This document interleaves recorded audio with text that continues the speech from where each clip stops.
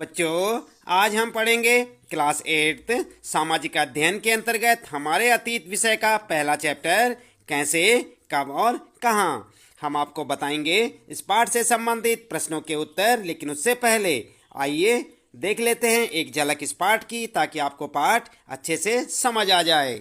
तो बच्चों, आप देख रहे हैं यहाँ पर, ये है आपका पहला चैप्टर कैसे, कब और कहाँ। तो आप इस पाठ को अच्छे से एक बार देख लें, ताकि आपको समझ आ जाए कि इस पाठ में क्या कुछ बताया गया है। आप चाहें तो अपनी पाठ्य पुस्तक से इस पाठ को पढ़ें, और चाहे यहाँ पर से वीडियो को रोक रोक कर आप इस पाठ को पढ़ सकते हैं, ताकि आपको किसी प्रकार का कोई कन्फ्यूजन ना रह जाए, आप इसे अच्छे से समझ पाएँ, और आपको जो यहाँ पर प्रश्नों के उत्तर बताए जाएंगे उन्हें भी आप अच्छे से समझ सकें।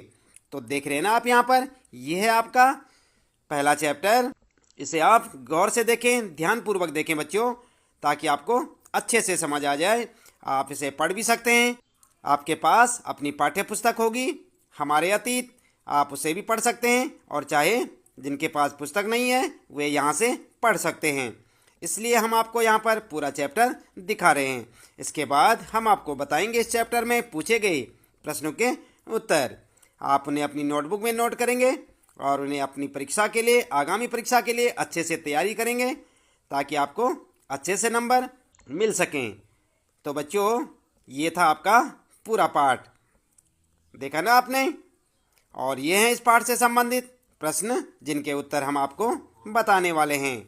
तो आप इसी प्रकार लगातार देखते रहें वीडियो और जुड़े रहें हमारे साथ। चलिए, ज़्यादा वक्त ज़ाया न करते हुए सीधे लिए चलते हैं आपको इस पाठ से संबंधित प्रश्नों के उत्तरों पर। सबसे पहले आपके लिए है फिर से याद करें, और यहाँ पर बच्चों पहला प्रश्न है सही और गलत बताएं। आपको सही और गलत बताना है। और क्या है यहाँ पर आपके लिए, जेम्स मिल ने भारतीय इतिहास को हिंदू, मुस्लिम, ईसाई 3 कालखंडों में बांट दिया था। तो क्या लगता है आपको, सही है या गलत बच्चों? उत्तर में लिखेंगे गलत, ठीक है। अगला है यहाँ पर ख, आपके लिए सरकारी दस्तावेजों से हमें ये समझने में मदद मिलती है कि आम लोग क्या सोचते हैं। ये कथन सही है या गलत है बच्चों? उत्तर में लिखेंगे गलत, ठीक है। अगला है यहाँ पर तीसरा, ग है, अंग्रेजों को लगता था कि सही तरह शासन चलाने के लिए सर्वेक्षण महत्वपूर्ण होते हैं। सही है या गलत है बच्चों? उत्तर में लिखेंगे सही, ठीक है। और आपके इन प्रश्नों के उत्तर हो जाएंगे, ठीक है। इसके बाद शुरू होते हैं आपके लिए प्रश्न, आइए विचार करें।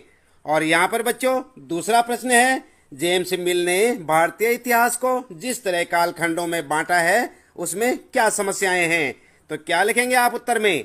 उत्तर में आप लिख सकते हैं बच्चों, 1817 में स्कॉटलैंड के अर्थशास्त्री और राजनीतिक दार्शनिक जेम्स मिल ने 3 खंडों में ए हिस्ट्री ऑफ ब्रिटिश इंडिया, यानी कि ब्रिटिश भारत का इतिहास किताब लिखी। इस किताब में उन्होंने भारत के इतिहास को निम्नलिखित 3 कालखंडों में बांटा था, और ये है उनके नाम, नंबर 1 हिंदू, नंबर 2 मुस्लिम और नंबर 3 ब्रिटिश, ठीक है। इसके बाद आप लिखेंगे कि इसमें समस्याएं क्या थी। तो लिखेंगे समस्या और हेडिंग डालकर लिखें बच्चों, जेम्स मिल द्वारा भारत के इतिहास को इस प्रकार 3 खंडों में बांटने से निम्नलिखित समस्याएं थी। और क्या क्या समस्याएं थी? पहली समस्या लिखेंगे, यह विभाजन सांप्रदायिकता के आधार पर किया गया था, ठीक है। दूसरी समस्या थी, यह काल विभाजन औपनिवेशिक विचारधारा पर आधारित था, ठीक है। तीसरी समस्या लिखेंगे बच्चों, इस काल विभाजन का उद्देश्य भारतीयों को अलग अलग पहचान देकर फूट डालना था,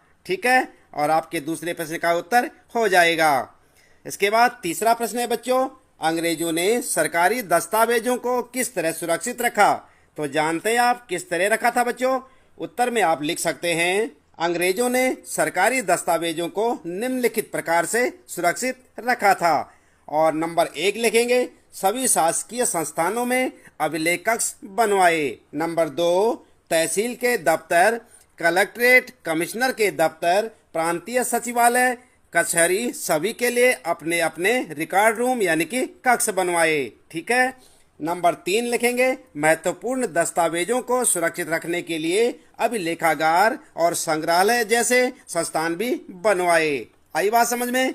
इसके बाद आइए देख लेते हैं यहाँ पर चौथा प्रश्न है बच्चों, इतिहासकार पुराने अखबारों से जो जानकारी जुटाते हैं वह पुलिस की रिपोर्टों में उपलब्ध जानकारी से किस तरह अलग होती है। तो जानते हैं आप किस तरह अलग होती है बच्चों? नहीं जानते? उत्तर में लिखेंगे पुराने अखबारों से जानकारियां, और यहाँ पर हेडिंग डालकर लिखें बच्चों, पुराने अखबारों से इतिहासकार जो जानकारियां प्राप्त करते हैं या संवाददाताओं द्वारा क्षेत्र में जाकर इकट्ठी की गई जानकारियों पर आधारित होती हैं। इस तरह अखबार घटनाओं का सही और विस्तृत विवरण प्रस्तुत करता है। ठीक है, और इसके बाद बच्चों यहाँ पर एक और हेडिंग डालेंगे, पुलिस रिपोर्ट, और डैश करके लिखेंगे पुलिस रिपोर्ट के पक्षपातपूर्ण होने की संभावना होती है, क्योंकि पुलिस रिपोर्ट सरकार की सोच, वरिष्ठ अधिकारियों के दबाव और जांच अधिकारी के व्यक्तित्व पर निर्भर होती है। आई बात समझ में? इस प्रकार से आप लिख सकते हैं अपने चौथे प्रश्न का उत्तर। ठीक है बच्चों, इसके बाद आपके लिए शुरू होते हैं, आइए करके देखें। ठीक है, और यहाँ पर पांचवा प्रश्न है, क्या आप आज की दुनिया के कुछ सर्वेक्षणों का उदाहरण दे सकते हैं? सोचकर देखिए कि खिलौना बनाने वाली कंपनियों को यह पता कैसे चलता है कि बच्चे किन चीजों को ज्यादा पसंद करते हैं, या सरकार को यह कैसे पता चलता है कि स्कूल में बच्चों की संख्या कितनी है। इतिहासकार ऐसे सर्वेक्षणों से क्या हासिल कर सकते हैं? तो क्या लिखेंगे उत्तर में बच्चों? उत्तर में आप सबसे पहले लिखेंगे सर्वेक्षणों के उदाहरण। ठीक है, और यहाँ पर हेडिंग डालकर डैश करके लिखें, सर्वेक्षणों के कुछ उदाहरण निम्नलिखित हैं। नंबर 1 जनगणना, नंबर 2 चुनाव पूर्व सर्वेक्षण, नंबर 3 वनों का क्षेत्रफल जानने के लिए सर्वेक्षण। ठीक है, नंबर 4 नए तेल व गैस क्षेत्र का पता लगाने के लिए सर्वेक्षण। ठीक है, इसके बाद दूसरी हेडिंग डालेंगे, खिलौने बनाने वाली कंपनियां, और डैश करके लिखे बच्चों, खिलौने बनाने वाली कंपनियां भी सर्वेक्षण के माध्यम से बच्चों की पसंद का पता लगाती हैं। ठीक है, आगे लिखेंगे, स्कूलों में बच्चों की संख्या जानने के लिए सरकार स्कूल और प्रशासनिक अधिकारियों की रिपोर्ट के सर्वेक्षण के आधार पर स्कूलों में बच्चों की संख्या पता लगाती है। ठीक है बच्चों, फिर लिखेंगे इतिहासकारों के लिए सर्वेक्षणों का महत्व, और हेडिंग डालकर डैश करके लिखें, इतिहासकार सर्वेक्षणों से विभिन्न जानकारियां इकट्ठी कर सकते हैं और समाज में आ रहे बदलाव के विषय में लिख सकते हैं। आई बात समझ में? तो इस प्रकार से आप लिख सकते हैं अपने पांचवें प्रश्न का उत्तर। इसके साथ ही बच्चों इस पाठ से संबंधित प्रश्नों के उत्तर यहाँ पर समाप्त होते हैं। उम्मीद है कि आपको अच्छे से समझ आए होंगे।